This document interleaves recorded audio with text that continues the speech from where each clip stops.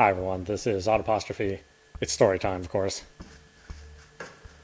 A nice, pleasant story to tuck your kids into bed with death and bloodsucking. Ah.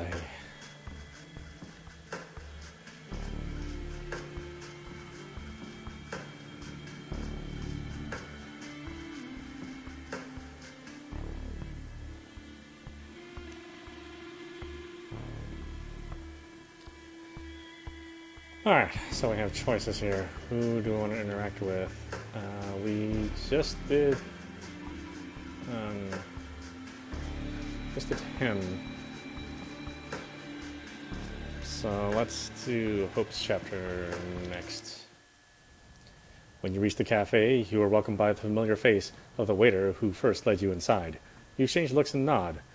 He hides his vape pen in a back pocket. She's been expecting you. Something happened to her car, and she hasn't exactly left her room ever since.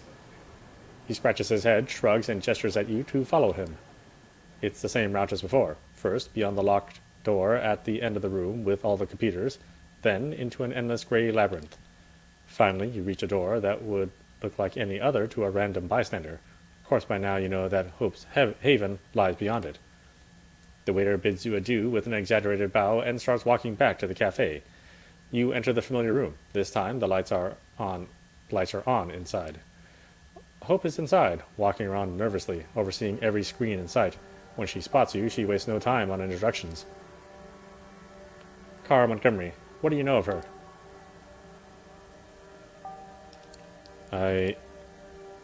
You could have seen her in listicles such as Top 5 Badass Women in Tech 2018, 12 CEOs who spark innovation through empathy, and 20 entrepreneurs with mysterious ties to Jeffrey Epstein. You don't get to voice your answer. The question was just a minor courtesy. She has a monologue to deliver, and she won't allow any interruption. 20 years ago, she was a failed dot-com investor. Now she's CEO of Double Spiral, a brand management startup, working at the crossroads of big data and influencer culture. The quotation marks are audible, dripping with venom. Long story short, she spent years convincing her Camarilla contacts, as in out-of-touch old farts angry about smartphones, that Kindred can benefit from controlling the internet. Her IT ghouls have done a lot of research on deepfakes, AI, and machine learning. Her goal is the ability to generate thousands of believably human online accounts. Basically, an army of posters that could brute force anything into the mainstream discourse. The elders took a while to get to the concept, but eventually Cara got their blessing. The thing is, she claims her tech is ready to be tested, but it needs one final component to work properly, and that's why she pauses. She proposed a truce. Truce? What kind of truce? The become my friend or face a violent death kind of truce. Not exactly fucking convincing, if you ask me.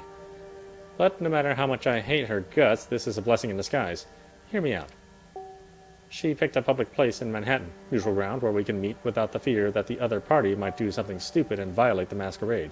She wants to just talk. You will go in there in my place and listen to her terms. We won't accept them, of course, especially not after she tried to kill us. You will just steal her voice and walk away. Steal her voice? What next? Will you trade her mermaid tail for legs? A Disney joke? Sweet, what next? Will you hit me with a topical Harry Potter reference? I'm not trying to be obtuse here. Wait a second, let me explain my plan. You see, there is one way to get to even the odds. We have to hit Cara where it hurts, and she's only got one weak point. Double Spiral headquarters. Cara is the only person there with access to every room. The security is something she came up with herself. Voice-based, but based on a different password phrase every time. That means just recording her talk is not enough if we want to get in. That's why I started selling illicit materials to people with access to advanced deepfake audio technology. I've got it right in this room, and now all I need is a sample base that will allow me to manufacture a bot that talks like her. To monitor data, I need to stay behind. Still, I think the plan is pretty simple. You talk to her while wearing a wire. I process recordings here to steal her voice, and voila, she's wide open. Then we invade Double Spiral and destroy it from within. The evil is defeated. I become part of your crew. Happy ending for everybody. How's that sound to you? She wanted to talk to you. Why would she even talk to me? Yes, she's too stuck up to talk to a total rando, but given an opportunity to get Sophie Langley's right hand on her side, she won't let her pass by. And even if you weren't a minor celebrity in the city, I'm sure our connection would have been enough to hear you out. Hope shakes her head and clasps her hands. When she speaks up, she sounds different, more spaced out, stuttering. All right, let me fix you up with the hardware. She hands you a minuscule earpiece and starts attaching a small decorative pin to your clothes, along with some mask wiring. It's the directional microphone. I can clean up the audio later, but keep it pointed directly at Kara as much as possible, all right? You put on the earpiece she gave you. It fits snugly deep inside your right ear. 1, 2, 1, 2, 1, 2, 1, 2. Our hardware works flawlessly, and the audio quality seems great. You give Hope an affirmative sign with your head. Careful, or beautiful. Kara designated the meeting place as the vessel. You've heard about the place, right? It's right by the eastern end of the Lincoln Tunnel. A giant pile of staircases, basically impossible to miss. Manhattan's answer to the Eiffel Tower, or a gaudy monument to being only ever so slightly free, depending on who you ask. I'd drive you there, but my car is still in the shop, and I don't want to risk being spotted by Kara's people, and I need to process the voice data from here. Which means I have a perfectly acceptable number of excuses for not letting myself get anywhere close to that demonic old hag. You involuntarily roll your eyes a bit. Hope sits in front of her screens, pretending not to have noticed. So, we should get the show on the road, or what? Should we get this show on the road, or what? Ready whenever you are. No sense lingering here. You get back to the street and find your car. Wrapping up this show as quickly as possible sounds like a good idea. Around 30 minutes later, you are in front of the vessel. Hope's description, a giant pile of staircases, wasn't particularly helpful. From the distance, the building looks more like a giant honeycomb designed to swarm with tourist bees. At least during the day, that is. At the moment, the place is closed to general public. A few men who look vaguely threatening and out of place are making sure nobody unwanted gets in. However, you have no problem getting up the stairs. All it takes is an exchange of knowing glances with one of the guards. You are expected. A lone figure appears in your sight, staring down at the streets of Manhattan. You know, city people often complain about being unable to see the starry skies, but I always thought the real tragedy was how they're unable to appreciate the man-made sea of lights that surround them. You can teach people a lot of things, but you can't teach them to see, huh? You recognize the face from Hope's phone. Finally, you meet Kara Montgomery in the flesh. She turns to you, puts on a wide smile, and shakes your hand with a firm grip. First, a representative of Sophie Langley, now a representative of Hope. Not the way I developed my own career, but I gotta say, not many neonates get around the way you do. Hardy fucking har. Hope speaks up in your ear for the first time, seething with contempt. Although Kara couldn't possibly have heard her, she immediately goes on to address her absence. Can't say I expected her to actually arrive here with you, or instead of you. On the other hand, I'm sure every single word I say will be instantly relayed to her. As for the first time in forever, your empty blabbering will serve an actual useful cause. So let me make sure we cut out everyone but the middleman for a while, okay? She takes out her phone and taps the touchscreen. In a few seconds, the barely perceptible buzzing sound in your ear disappears completely. You can't hear Hope anymore. It's probable she can't hear your voice right now either, which would mean she must be busy raging and cursing out everything in her sight at the moment. This obviously wasn't something she expected to happen. Could it be that Kara saw through your plan? You have to play it cool and see what happens next. Knowing Hope, you probably heard whatever scraps can be Googled about me, and a pile of insults for good measure. Obviously, I know everything there is to be known about you as well, Miss Eric. I don't believe we have a need for formal introductions, but first off, let me apologize for the discomfort my former employee has caused you. I wasn't remotely aware of his planned action against Hope. I fully condemn them. I'm glad to see you are unharmed and, of course, applaud your swift disposal of the psycho. Langley chose you well. Brief silence. So let me cut to the chase here and present myself the best way I know how, through my ideas. What do you think has a who do you think has a monopoly on reality? Not much for small talk, is she? Who do you think has a monopoly on reality? Corporations do. That's a fairly typical answer. Very 21st century sounding. Have they succeeded in replacing the state here, though? She signals to someone behind you. For a while, you've been watched by Kara's men who circle around the staircase, presumably her ghouls. One of them sets off downstairs. You know, Bolivia just had a military coup. Hundreds of new accounts posting about nothing but Bolivian politics in English set out to convince every random person online that the U.S. wasn't to blame. Sloppy work, if you ask me. Now imagine this. A 17-year-old K-pop fan from Ohio writing an entire thread about her relatives in La Paz are actually glad the president's gone. A film reviewer with a side interest in politics selling you a CIA-approved narrative about Evo Morales. An approachable fitness guy explaining the situation to you in simple terms, just like it is. Animated voice, expressive gestures, and eye contact. She taught herself how to project a good image, but it isn't natural yet. At times it feels like she is screaming at you to trust her. It's not hard to emulate the masses. Reach out to one of those Eastern European troll farms and bang, a few hours later you have a clone army that will instantly voice their support for any cause. You will spread your message, but you won't foster a new culture that serves your goals, won't masquerade your message as independent thought. For that you need personalities, not the masses. But the ability to emulate personalities? A whole different ballgame. Not a craft, but an art. You need to understand your fabrication so deeply that you start to hate it and then learn to love it. And if you want to make a bunch of those personalities follow one agenda, you need a once-in-a-lifetime team to achieve that.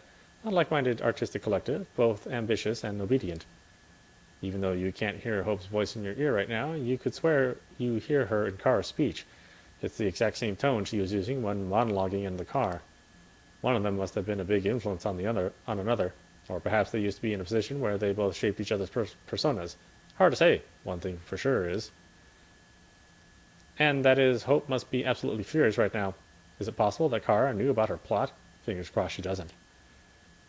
The state is satisfied when an account that went unused for 5 years suddenly starts yelling imperialist propaganda into the void. The aging corporations are too set in their ways. But imagine a fresh startup that enables the proliferation of ideas adjacent to the prince's plan for the future. Now imagine it getting into bed with the biggest corporations and agencies. So many unlives that could be improved, or even saved from the raids of First Light. I have the infrastructure. I have the elder support. All I need now is a mastermind at the center of it all.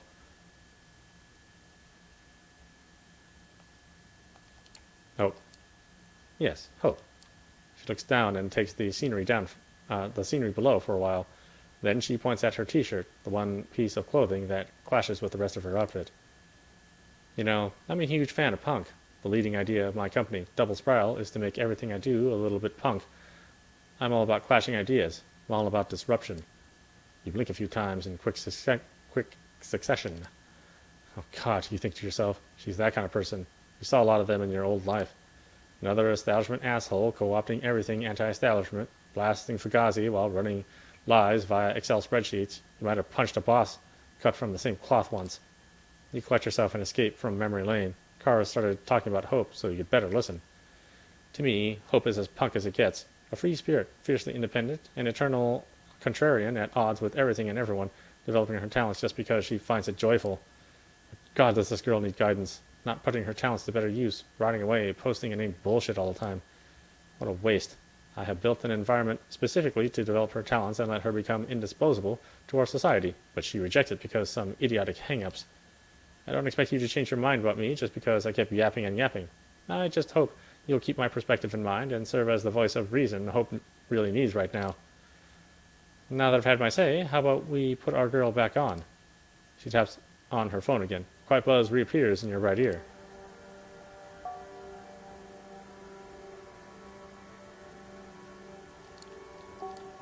Five extremely long seconds of radio silence. I'm here. Keep talking. Don't worry. She should have heard everything. I just want you to spare you an annoying commentary track while I introduce myself. Excuse me for a second. One of Kara's guards approached to show her something on his phone. Hope uses the distraction to get you up to speed with how things are on her side. Yeah, for a second there, I was about to rage that the hag has gotten the better of us, but hey, go figure. She just wanted to take a piss in my Cheerios. The plan worked. I have a lot of data from her monologuing and some private sources, but the more we gather, the better. This display here says something more K letters could be useful. So, don't beat yourself up about it if you fail, but if you get her to read something with K in it, that might improve our deepfake voice. Looks like Kara's done talking to the ground. Sorry about that. Looks like I've got to attend to a sudden meeting with a Google representative shortly. Hope snorts. Not bragging, though. By the way, does anyone but Hope know about this little rendezvous? Your patron? Any other companions? Or maybe the Nosferatu?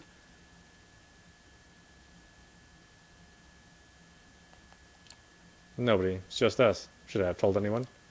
Maybe. Maybe not. It just says a lot about your personality, that's all. Anyway, no offense, but Hope's not here. I really have to rush. Honestly, I feel a little insulted that she set up this meeting and didn't even bother to show up. Insulted and suspicious, her tone of voice betrays her. She might have had some good instincts. Too bad she didn't trust them here. Still, out of respect for Langley, I decided to have this talk with you, to explain why I'm an asset to the Camarilla, and to explain why the elders need Hope by my side. What the worm-brain hag here forgot to mention is that the elders don't give a shit about me. Even if you don't see it my way now, I believe I've sown some seeds here that might sprout in the near future. Double Spiral looks out for people who look out for it is all I'm saying. Oh, I probably would have worded that differently. But before I leave, there's one thing I really wish I knew. Back when I knew her, she was a different person, or different people, depending on how you look at it. Why does she fight against me so much? What's her motivation to resist so much? What's her motivation? Good question. She never shared it with you. Answer whatever you want. But A, you better lie through your teeth. B, get her to say V a few times if you can. It might improve a few shortcomings of our deepfake software. What's your answer?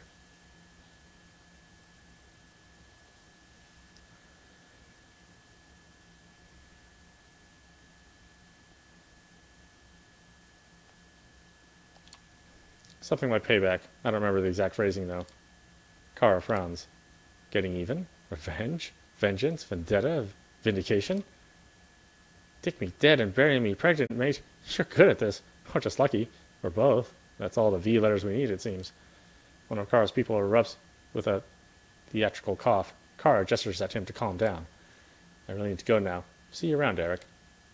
She begins to walk down the stairs, surrounded by her guards. Once she's gone from before your eyes, Hope decides to summarize your mission. For the love of Christ, wish you could have kept her droning on for a little longer. Turns out the T letter could use some improvements as well. Not complaining, though. You did a good job. Don't worry, the data I have should be more than enough to generate a convincing deep fake. I just needed to put in some more work. So I guess I'll get to that right away. Enjoy the rest of your night. Drop by my hardware at your haven when you get a chance. I'll let you know when we're ready to hit Kara's base of operations. Pray for my success, sweetie, and I might be done soon, maybe even tomorrow. And once we're done with her, we'll talk about how I can repay your generosity. Amen. The connection drops. It looks like that's all for now. You gaze at the sea of lights around you for the last time and then start making your way back to the street level.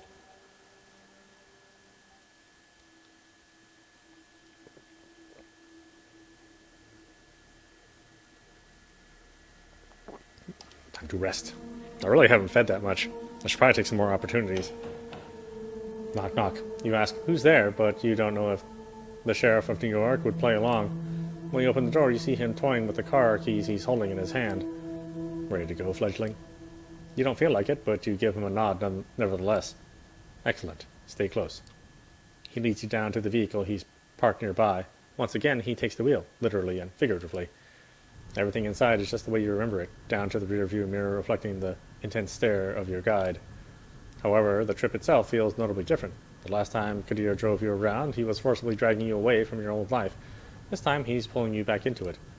All the things you wanted to say to Jessica keep running through your head. Let me tell you how it's going to go. As I've said, I've arranged a meeting between you and your kin.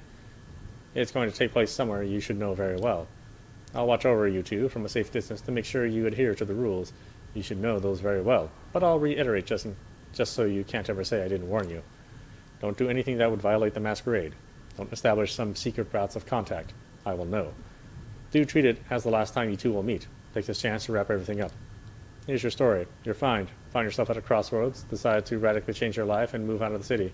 The subway is unbearable. The rent is too high. They've heard it all. You're ready to leave New York for good when you heard the absurd rumors about taking your own life, so you've decided to set the record straight.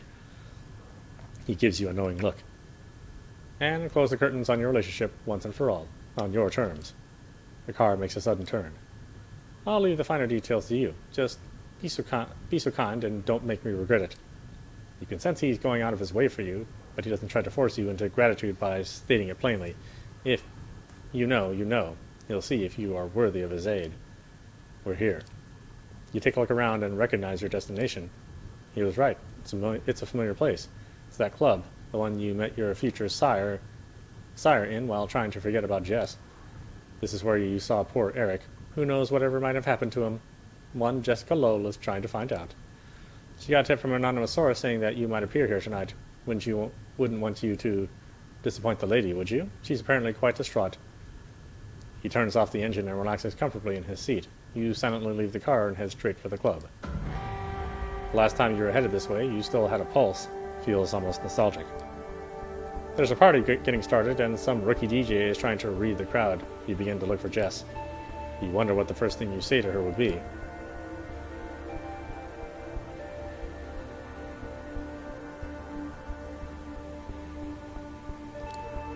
Yeah, that should work. The music is pulsing and there are good vibes in the air. You spot a girl hurrying to the bathroom with a nosebleed. The smell is faint, but it gets you in the mood to have some fun. However, Kadir indicated that he's got a pair of eyes around here somewhere. Better stick to the plan.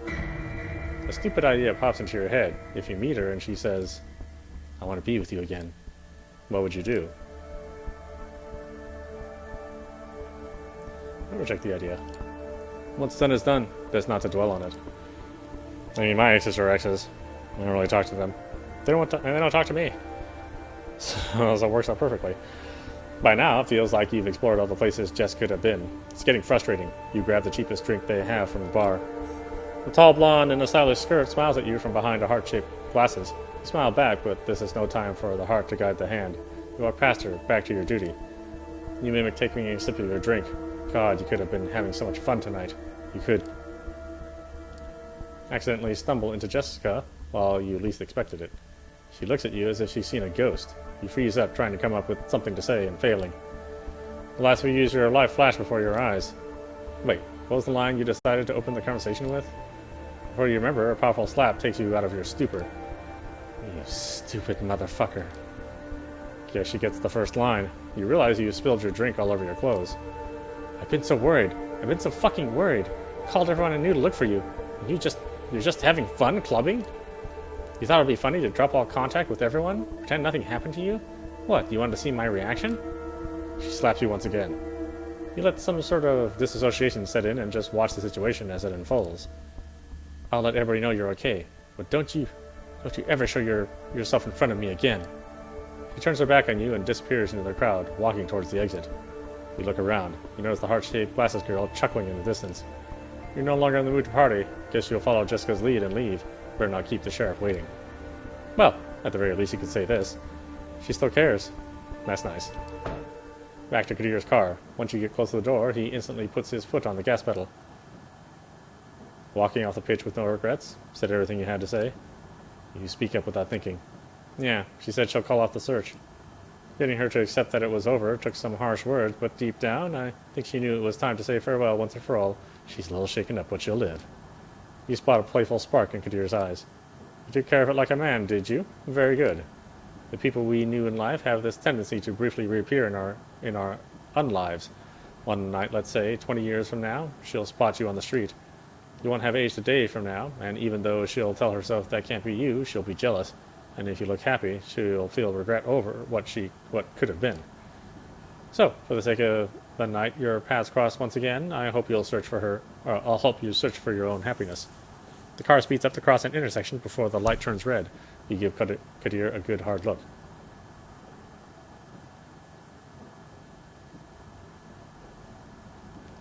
Thanks. It doesn't feel like a, very vampire thing to say, but you say it nonetheless. He's visibly taken aback, and his usually furrowed brow smooths out for a moment. Then he takes on a serious, slightly sorrowful expression. Don't suck up to me, kid. Mr. Bad Guy is still here, and without a doubt he will go back to decapitating suckers like you any time now. The car starts slowing down. We're here. You look out the window and see your haven. Take care. I'll see you around. Just pray I don't have to see you too often. You leave the car and start walking to your haven, thinking about Kadir. Can't say you're fond of him, what with the welcome he gave you and all, but after tonight you can say you aren't either. You're gonna need some more time to understand him, that's for sure. Alright. I think we're just gonna stick with our two plots. I don't know if we can do everyone. I think we just run out of time though, you know, you can only do two threads per day. I'm certainly not interested in the somebody watching me, or yeah, not interested in the religious hallowment. Yeah, faith and myth. And, yeah.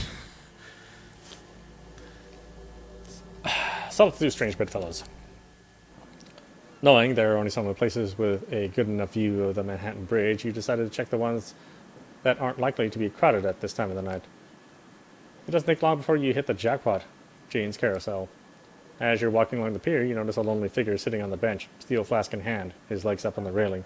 Soon enough, you hear a familiar voice. Evening turned to night, and as the final flickering rays of sunlight gave way to the kind of nocturnal shadows, so did the list of the jabbering tourists give way to a blessed silence. And yet, I couldn't shake the feeling.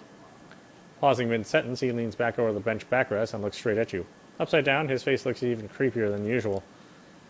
And that I wasn't alone. That flask, is that what I think it is? Depends on what you think. It's a little something from my private reserve. I call it the Drunken Sailor, because that's probably where it came from. He takes a sip, then points the flask in your general direction. Want some? Yeah, sure. Sure, why not? You take the flask and take a swig. It's blood, all right, mixed with other frivolous substances, some of which you recognize, while others you probably don't want to know. That's the spirit. Now that you're good and sauced, here's something I've been meaning to tell you. There's been another one. Killing, I mean, down by the docks. Same MO, the blood, the graffiti. Yep, it was our gal, all right. Victim sucked dry, same as before. Another sign on the wall. Something about impending doom and, oh, Lord, he's coming. The particulars escape me. You know, that night I saw her. She looked so frail, so innocent. Deep inside I was hoping she'd be spooked, get out of town. Then maybe, just maybe, that would be the end of it. But that's me, you know, hopelessly optimistic. Okay, so what's the plan? The plan is, he stops mid-sentence taking a swig of liquid courage. We stop her, at any cost. I'd rather not involve killing the girl, but I'm starting to think that ship has already sailed. Another swig. You're not sure how much of this is genuine and how much is an act, but still, he's starting to worry you a bit. So, anyway, I've set up a meeting. Neutral ground, public space. Shouldn't get too ugly. Still, I was hoping you could tag along. Okay, so who are we meeting? He takes another compulsive swig. Better strap in, because this one's a doozy.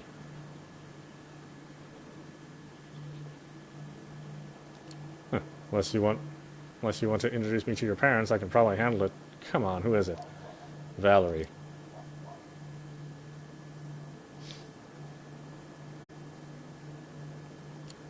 Valerie, as in murderous bitch Valerie? Likes to choke people out for the fuck of it Valerie? That Valerie?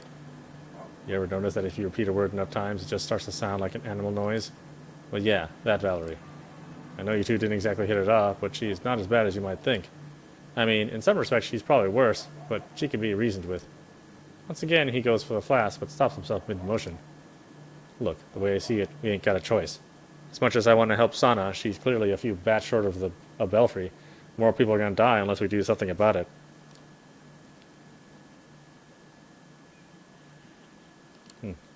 Alright, fine, I get it. Lesser of two evils. Lead the way, then. I like your attitude, kid. I know it sucks, but hey, if there's one thing life has taught me, you don't always get what you want. Noticeably proud of his words of wisdom, he tries to top him with one last swig. A single drop falls between his crooked teeth. He looks at the empty flask with the utmost contempt. Well, ain't that fucking poignant. Muttering a curse under his breath, he makes a valiant effort to get up off the bench. As he staggers, struggling to remain upright, you offer your shoulder to lean on.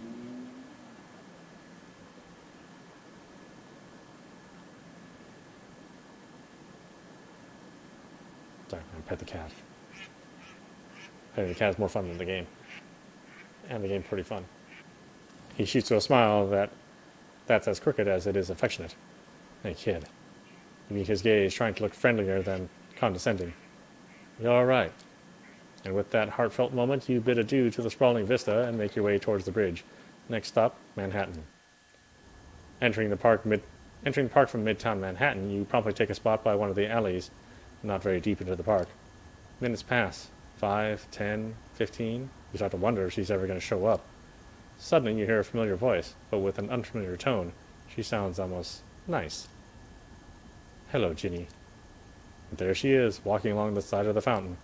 She looks less out of place here than back at that junkie-infested hovel, but only by a slight margin. Something tells you there are only so many places she would feel at home, and probably not the ones you would ever want to find yourself in. Val. She glances over to you, barely noting your presence. Sorry about last time. Nothing personal, you understand. When I get caught up in the moment, I can be a bit intense. I can attest to that. Play nice, you two. We have some business to discuss. All work and no play, huh? Why not? She turns to D'Angelo and flutters her eyelashes. You can tell she doesn't see you as her equal, but this come-hither routine is getting kind of unnerving. Lay it on me, sugar.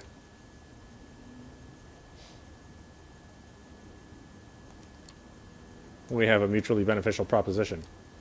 Does the pup speak for you, Ginny? Because I'm getting a weird Sorcerer's Apprentice vibe right now. Give the kid a break, Val. We're here about Sana, the thin blood you're after. The girl's a threat. We need to find her. Figured we can do it faster if we work together.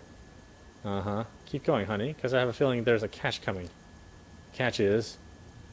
Awkward silence. It's not too often you see him at a loss for words. Seeing him struggle, you decide to jump in.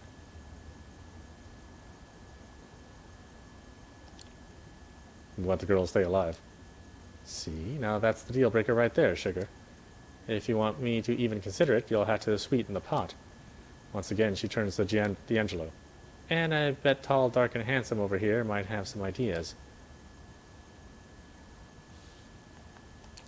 Just tell us what you want. Ah, you're no fun anymore. She wants a higher profile target to show off to the prince what a good little scourge she is.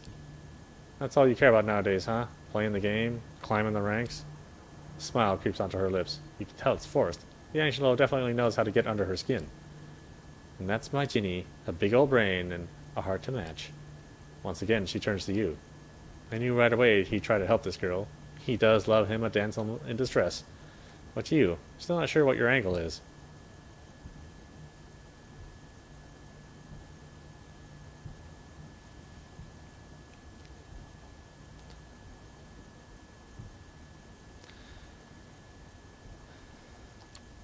I don't have any ankle. Just seems like the right thing to do.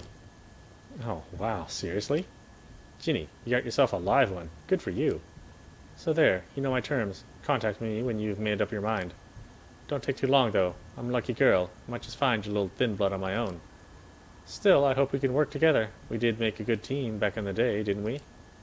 Slowly, seductively, she puts her arms around his shoulders. She glances over to you, clearly enjoying how awkward it makes you feel.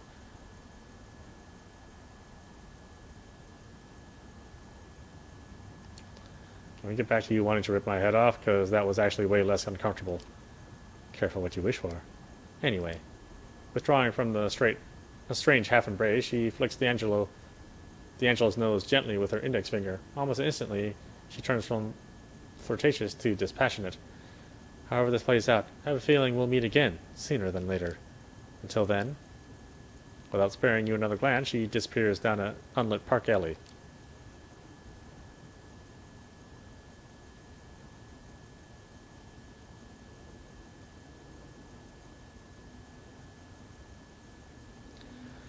D'Angelo watches her go. The look on his face, a mixture of longing and guilt, is borderline comical. Finally, he turns back to you, as if breaking some spell he was under. Well, that could have gone worse. That could have gone a lot worse. What do you mean by a higher profile target? It's not what, it's whom. She wants me to give her Larson. Larson? Why would she want him? He's a primogen, remember? A weak one, but still. For a scourge, he's a much more valuable target than some no-name Duskborn. And it just so happens that a certain someone might have some dirt on him.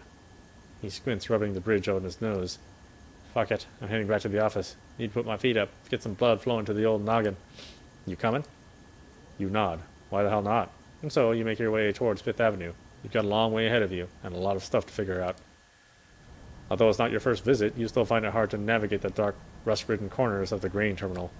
Luckily, this time you're with someone who could probably do this blindfolded, so you just follow his lead. As you're both climbing the rickety stairs leading to the mezzanine, you suddenly notice light coming from D'Angelo's office. A quick look assures you that no, he did not, in fact, leave it on. You bust through the door like Undead Tango and Hooch, or was that Turner and Cash, ready to unleash unholy fury on the intruders. You half expect an Anarch death squad or a SI hunting party. Instead, you get Larson, who normally falls out of his chair when you two bust in. Larson, what the hell are you doing here?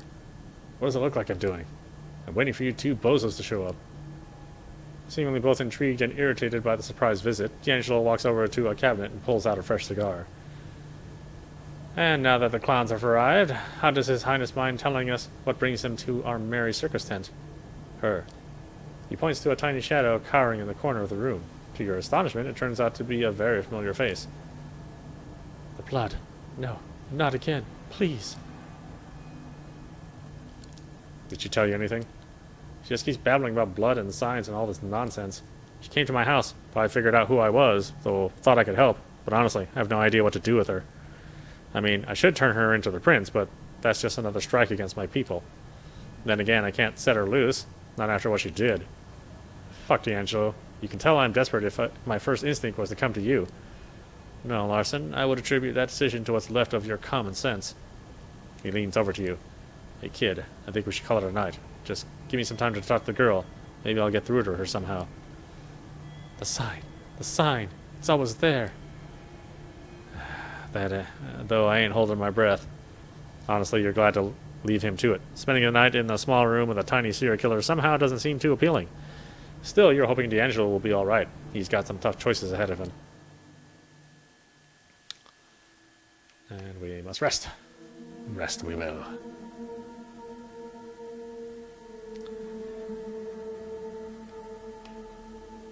You and Hope set out to destroy Cara Montgomery's company from within. Hope's poorly scribbled message reaches you in your haven. With an unmarked envelope, you find a barely legible address you're supposed to reach and the hour you're expected to arrive there. This is it then, the night of the final showdown. You check the clock. There's way more than enough time to comfortably reach your destination, but you decide to take a drive earlier just in case. The ride is uneventful, but becomes more and more tense as it goes on. The gravity of the situation starts getting to you. You're about to set out an operation against a key New York City figure, well connected with both human and vampire elites. What if their security overwhelms you? How will the council react to your raid? You can only trust that Hope has it all thought out, or all thought through. She doesn't seem like the type who'd attempt a suicidal mission, which isn't something you typically say about a person who regularly inflicts violence on herself in front of the camera. When you arrive at your destination, you find yourself in front of a building with a double spiral logo on it. This must be Montgomery's headquarters then. You look around the street and notice an obnoxiously lavender Mazda car parked nearby. Even though you've never seen it before, you might have an idea who it belongs to. You park your own car at a distance from the double spiral building and approach the Mazda. A familiar figure is behind the wheel, holding a smartphone in her hand. You knock on the window. She opens the window without turning her eyes from the device. Wow, you're early. Good evening. Yes, good evening for a glorious death. She lets a dead silence linger in the air for 10 seconds. Then she stops typing, diverts her eyes from the screen, and gives you a melancholic stare. And winks. Psych. God damn it. Come on, what's with that face? I suffer from too much FOMO and will let myself die. I've got accounts to run, notifications to check. Plus, no way in hell I'd allow Montgomery the satisfaction of a draw. We're going there to secure a flawless victory. No time to wait. Let's go. She gets out of the car and motions you to walk with her. Anywho, glad you managed to make sense of my ugly scribbles. I totally forgot how exhausting it is to write stuff by hand. Still not as exhausting as having to deliver messages personally to someone's door. Next time you meet Langley, ask her to get you a flip phone or something, okay? You reach the front of the building. We're about to burn this shithole down to the ground.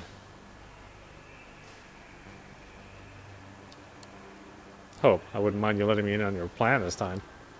Oh, Eric, baby, one would think that by now you'd know I'm a need-to-know basis kind of gal. But luckily, there's not much of a plan to talk about. You've done all the hard work during your meeting with Cara. You see, our job is easy. We need to get in, destroy the server containing all the double spiral research, and walk out. No spectacle, no dramatic showdowns. Now, I know exactly what you're going to say. But wait, Hope. If this data is so priceless, shouldn't we have external backups? Is Cara a complete dunce? Excellent question, my neonate friend. The answer is yes, she's a dunce. But aside from her numerous negative qualities, she also has a positive one. She's totally paranoid. She used to be a naive dumbass who wouldn't even cover up her laptop camera, but she lost trust in all external companies after a little cyber espionage incident. She's obsessed with not uploading her precious data anywhere online. Now she only has one physical backup, hidden deeper inside the headquarters. Nobody has any idea where it might be, but I do.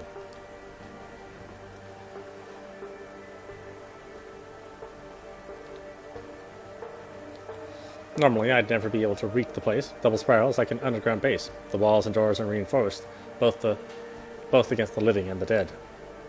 But the answer to this problem is simple. We only need Kara to lend us her voice so that we can override all security measures and get to the heart of the facility. What do you say, Kara? Will you help your girl out for old time's sake?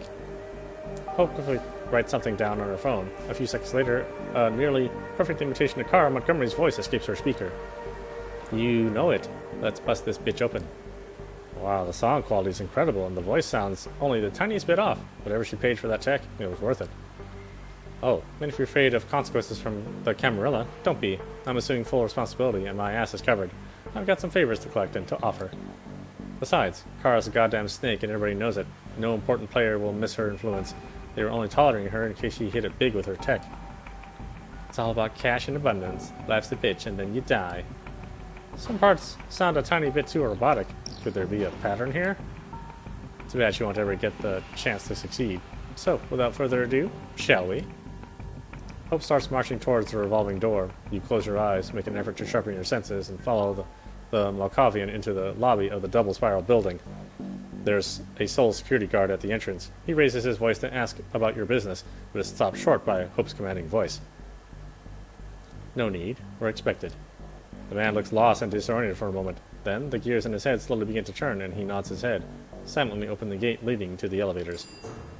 Hope heads into one of them, and you follow. She presses a button, and the car starts heading towards the lowest floor. Eventually, the doors open. Welcome to Kara Montgomery's deadly dungeon, Eric. What appears before your eyes are the dimly lit corridors of an IT office, empty and silent. The air is stiff and dusty, and there's a sharp, rotten stench in the air that you're unable to identify. The menacing atmosphere makes it hard to recognize at first, but this looks like an active workplace. It really is a dungeon, although a corporate one, where people are cheated of life. You feel a pang of anger. This is the real face of class warfare. These are the conditions in power. These are the people in power who would offer us if they didn't feel a need to keep up appearances. Let's just get to the first door and test my little car out. You follow her until you reach the end of the corridor. There you encounter an expensive-looking reinforced door with voice controls on the side. Hope pushes a button. A robotic voice comes out of the speaker. Semiotics. Seriously? Come on. Hope types the word into her phone and lets a virtual car repeat the word. Semiotics. A sound rings out, reminiscent of cues that TV quiz shows used to let the contestant know he gave a wrong answer. Verification error. Please try again. You give Hope a nervous look. She bites her lip and presses the button again. Hyperreal. Tap, tap, tap, tap, tap, tap, tap. Hyperreal. Access granted. The door slowly opens. You notice your companion is wearing a sour expression. Looks like the tech isn't quite perfect. At least the passwords seem randomized, so we can try to and brute force our way in, unless the system locks us out after a few failed attempts. She shakes her head and turns to you, her lips attempting to approximate a sincere smile. Well, we can only hope that the data you've collected is enough. Into the beast's maw we go. She marches into the room, and you walk in right after her. The door is locked behind you with a loud thud. It's a wide-open office. It would be as murky as the corridor you just left in if it wasn't for rows of monitors illuminating the space. A shadowy figure stares at every screen in the room. Kara's voice plays from Hope's speaker. Behold, this is where the magic happens. A family of driven folks hungry for success, always taking the bull by the horns, building a high-performance culture, together. None of the figures raise their heads. They're too busy programming, organizing spreadsheets, and typing in endless strings of text.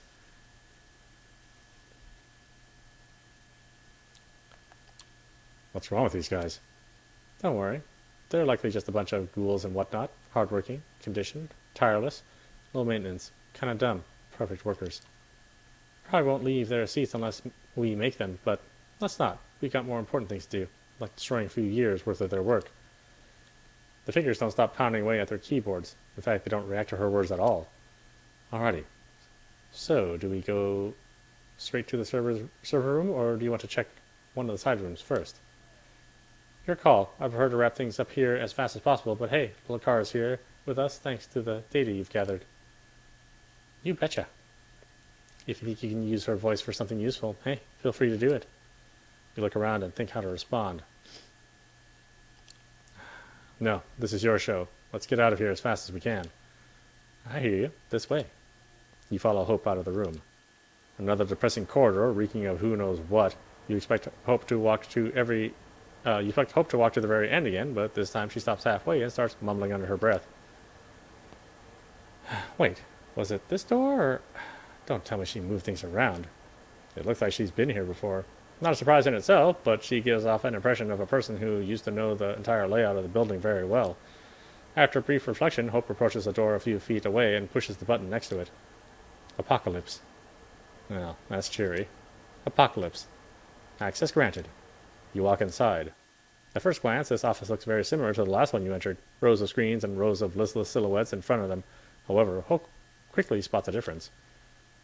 Target confirmed. Moving to data room. There is a room with endless machines at the back of the open space. Hope walks in, takes out some hardware out of a bag she's carrying, and begins the process of removing the data. Should have invested in SSDs, sis. Time to bust out my portable degausser. She turns to you. This will take a good minute. I've got a few other tricks up my sleeve. If you find something that interests you, let me know. Should you wait near her or take a look around?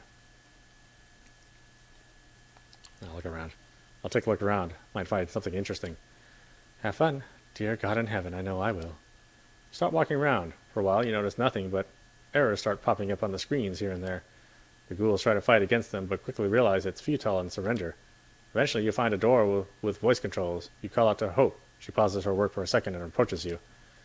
This door, huh? Alright, let's give it a shot. You press the button. Canoe and kayak.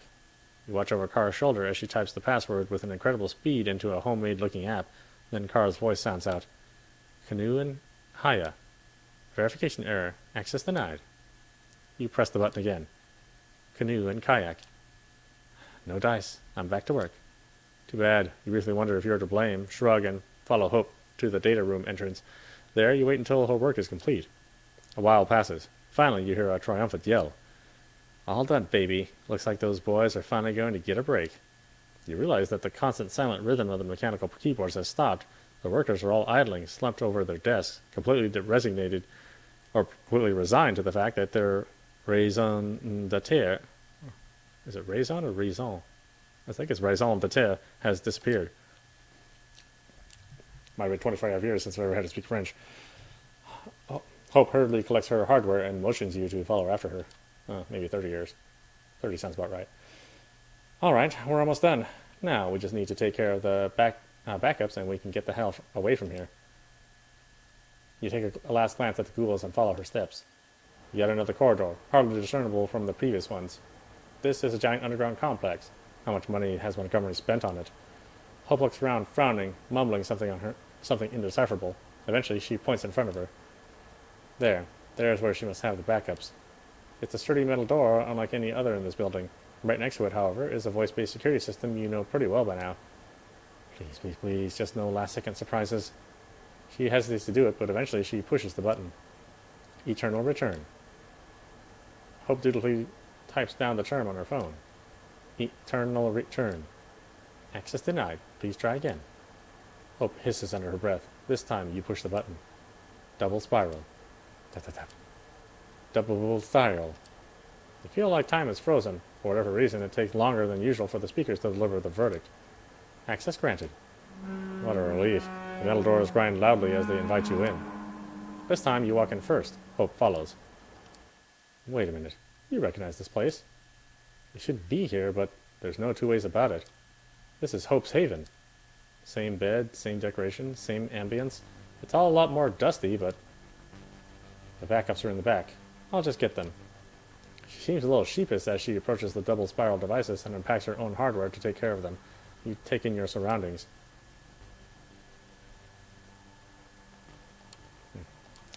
Hope keeps quiet as well, working diligently on destroying her rival's life. She makes it obvious she doesn't want to re-examine her past. You rest against the bed, quietly watching Hope's technological wizardry and wondering about her past relationship with Kara for who knows how long. Every second you spend here, you become more impatient to get out. Eventually, the devices surrounding the double spiral backup start disappearing into the bag they were taken out of. Looks like the process is nearing completion. You decide to approach the door before she does. However, before you even make a move, the doors begin to make a grinding noise. You freeze up watching them open. Behind them stands the very same person you were afraid would appear. That's the punk teacher you'd hoped you would avoid seeing tonight. Jesus fucking Christ almighty. Hope raises her head and their eyes meet. Both their faces momentarily turn to stone. Oh. You could pick out any emotion from their stares, and you'd probably be right. An unbearable tension fills the room as nobody wants to make the first move. Eventually, it's Hope who decides to break the stalemate by loudly pressing the enter button on her laptop and immediately dropping it in her bag. You doubt it's anything more than a provocation. The Malkavian letting her opponent know she's won, but it works. The noise makes Montgomery snap out of her stupor. You psycho. You fucking demented, vindictive psycho. The air turns thick with murderous intent. Hi. Hope pretends she hasn't noticed. Kara's bloodthirst becomes palpable. You were supposed to be on the other side of the city now, at the meeting. I am notified about every failed voice authentication attempt. I got back here expecting to find some idiot still trying to make their way through the front. She looks around. But I never expected. Just how? Hope reluctantly types something on her phone. I'm the CEO of Double Spiral, and I enjoy wrecking my shit. Kara grimaces at the sound of her own voice and quickly connects the dots. Fucking gremlin? How'd you get your hands on that kind of tech? Even I... Company secret. Hope's provoking her. No ways about it. Kara knows it, so she's trying to keep it cool. I've built this paradise for you, for us, for yourself and nobody else. What happened to the Hope I used to know? She can't come to the phone right now. She's dead. I regret the day I let you into my life. Stop lying to yourself, Kara. You only regret the day you let me out of your life. Shouldn't have let your mask slip, honey. A snappish response almost escapes Kara's mouth, but she manages to stop herself before letting the discussion devolve into a childish spat. Just tell me there's a copy of my data you haven't ruined, and I'll let you out of here alive. She gives you a hateful look. Both of you. Hope tilts her head and flashes an evil ear-to-ear grin. Not a single bit of data remains. More than a decade of your work down the drain. Welcome to the worst night of your life since the .com crash, Miss Montgomery. Kara looks as if a stake was just driven through her heart. She starts to collapse, sliding down against the door, like she was sinking deeper and deeper into her personal hell. Hope just stares at her torment, wearing an indescribable expression, waiting for her rival to reach the floor. Then she does, and there, at the lowest point of her life, she finds something unexpected. I never ever wanted to do this. This is not me. Her voice sounds completely different. But if there's only one way out of this mess, I'm going to take it. I'm going to get my data back. Hope looks confused for a second, then an understanding dawns on her. Come on, Kara, you wouldn't dare. You started this game, now accept your loss.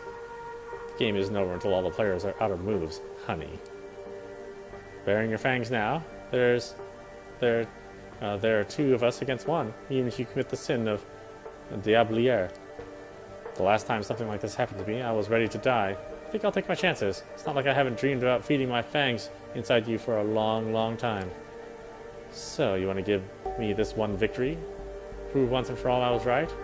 It was never about me, but about all the stupid garbage in my head. A victory? Please. Victories are material.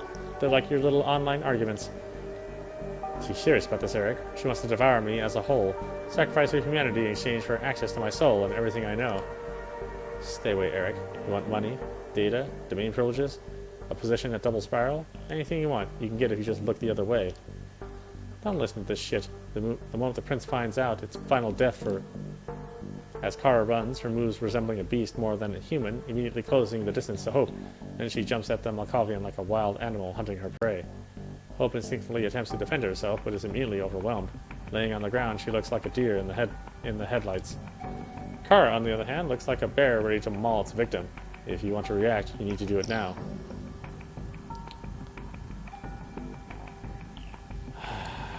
You push yourself to the limit and let your powers take over. The world slows down, letting you run up to Kara and Hope in the blink of an eye. You immediately grab Montgomery by her clothes and attempt to yank her aside. However, the moment she recognizes your touch, she immediately attempts to swat you down. Despite your superhuman speed, she's still almost as quick as you. Her limbs keep zooming wildly towards your vital areas. You dodge every one of them, but each time feels like narrowly jumping out of the way of an oncoming truck. You back away. Better try something different before she gets a lucky hit and hits you.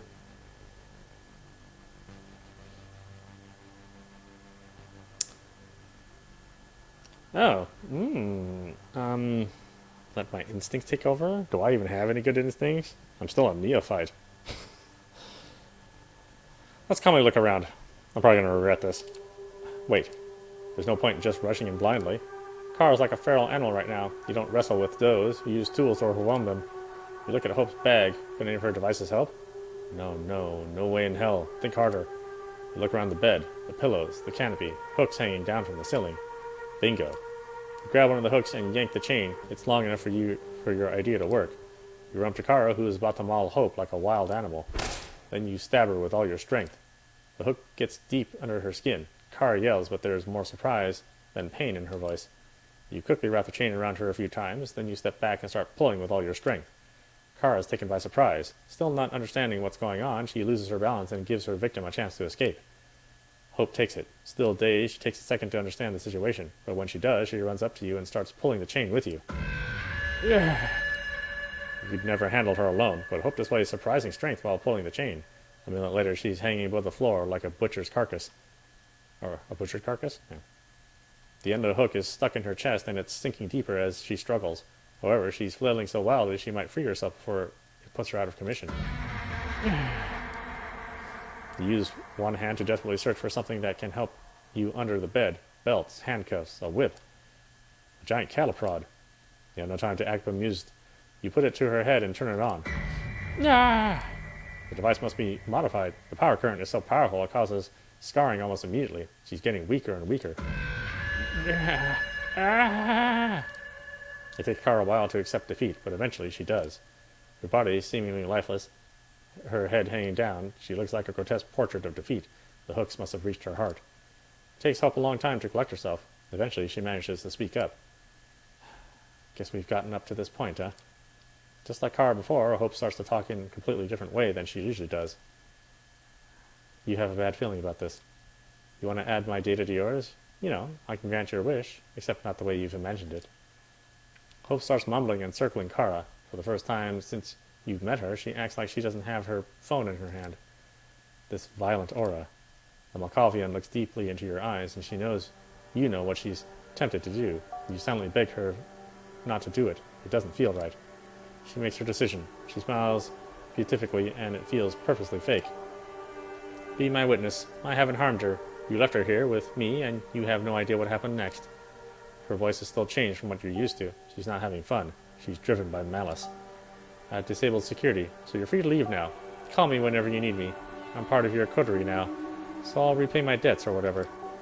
You give her a suspicious glare. It doesn't faze her. I've still got some unfinished business here. She turns to Kara's listless body. A puppet is dangling sadly by a single thread. It'd be smart for you to leave. Her tone makes it clear she's not willing to discuss anything. Your relationship is strictly professional. You sigh, shrug your shoulders, and head out the way you came from. The lights of New York welcome you above ground. See you soon, Hope. Hope you don't get into trouble.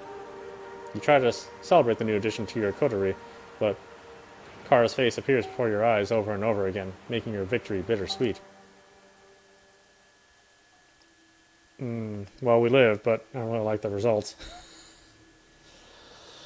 Oh well, why don't we stop it there? This is audap. You've been watching Vampire the Masquerade, Coteries of New York on Nintendo Switch. Oh, this is fun stuff. I really like this visual novel.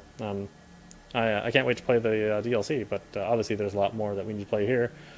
A lot of paths that we could take, depending on how curious the rest of you are. We might do all the paths, if that's interesting, or we just might do the main path, which is what we end up with. Anyway, I hope you enjoyed watching. I will see you at the next stream.